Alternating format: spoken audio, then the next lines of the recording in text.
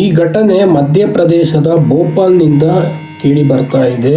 ಒಂದು ರೀತಿ ವಿಚಿತ್ರ ಘಟನೆ, ಅಂದರೆ ಕಳ್ಳತನಕ್ಕೆ ಸಂಬಂಧಪಟ್ಟ ಘಟನೆ. ಅಂದರೆ ಅನೇಕ ವೃದ್ಧರೇ ಇದಕ್ಕೆ ಬಲಿಯಾಗಿದ್ದಾರೆ, ಅಂದರೆ ವಯಸ್ಸಾದವರು, ಅಂದರೆ ಹೆಣ್ಮಕ್ಳು ಇದಕ್ಕೆ ಬಲಿಯಾಗಿದ್ದಾರೆ. ಅನೇಕ ತಾಯಂದಿರು ಹೊರಗಡೆ ಬರೋಕ್ಕೆ ಭಯ ಪಡ್ತಾ ಇದ್ದಾರೆ. ಆ ರೀತಿಯ ಈ ಪ್ರಕರಣ ಆಗಿದೆ. ಅದೇನು ಅಂತ ನೋಡ್ಕೊಂಡು ಬರೋಣ. ಅದೇನಂದರೆ ಈ ಬೆಳ್ಳಿಯ ಕಡಗ, ಅಂದರೆ ಈ ಕಾಲುಂಗುರ, ಆಮೇಲೆ ಭೋಪಾಲಲ್ಲಿ ಇಲ್ಲಿ ಕಾಲುಂಗುರ ಹಾಕಿದಾಗೆ ಮಾತ್ರ ಅಲ್ಲ,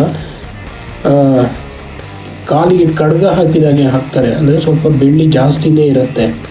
ಎರಡೆರಡು ಕಡಗ ರೀತಿ ಹಾಕ್ತಾರೆ, ಜೊತೆಗೆ ಕಾಲುಂಗುರ ಹಾಕ್ತಾರೆ.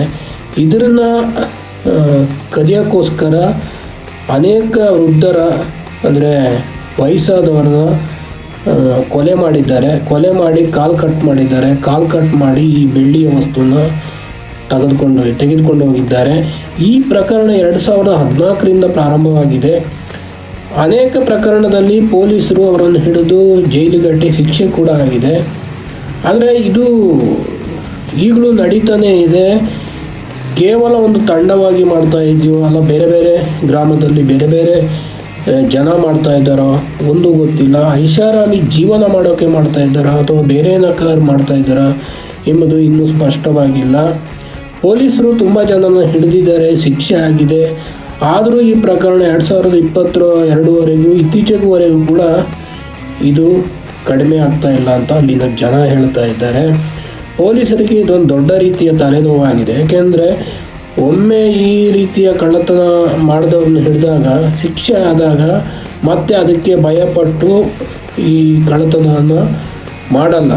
ಆದರೆ ಇಲ್ಲಿ ಅದು ಜಾಸ್ತಿನೇ ಆಗ್ತಾ ಇದೆ. ಹೆಣ್ಮಕ್ಳು ಹೊರಗಡೆ ಬರೋಕ್ಕೆ ಭಯ ಪಡ್ತಾ ಇದ್ದಾರೆ, ಬದುಕೋದು ಕಷ್ಟ ಅಂತ ಇದ್ದಾರೆ. ಏನಕ್ಕೆ ಕಳ್ಳತನ ಆಗ್ತಾ ಇದೆ ಅಂತ ಗೊತ್ತಿಲ್ಲ. ನಾವು ಈ ಪ್ರಕರಣ ಬಗ್ಗೆ ಯೋಚನೆ ಮಾಡೋಕ್ಕೆ ಹೋದರೆ ಐಷಾರಾಮಿ ಜೀವನ ಮಾಡೋಕ್ಕೆ ಅಂತಲೇ ಇದು ಆಗ್ತಾ ಇದೆ ಅಂತ ಅನಿಸುತ್ತೆ. ಯಾಕೆಂದರೆ ದಿನ ಹೋಗ್ತಾ ಇದ್ದಾಗೆ ಬೆಳ್ಳಿಯ ಬೆಲೆ ಜಾಸ್ತಿ ಆಗ್ತಾ ಇದೆ.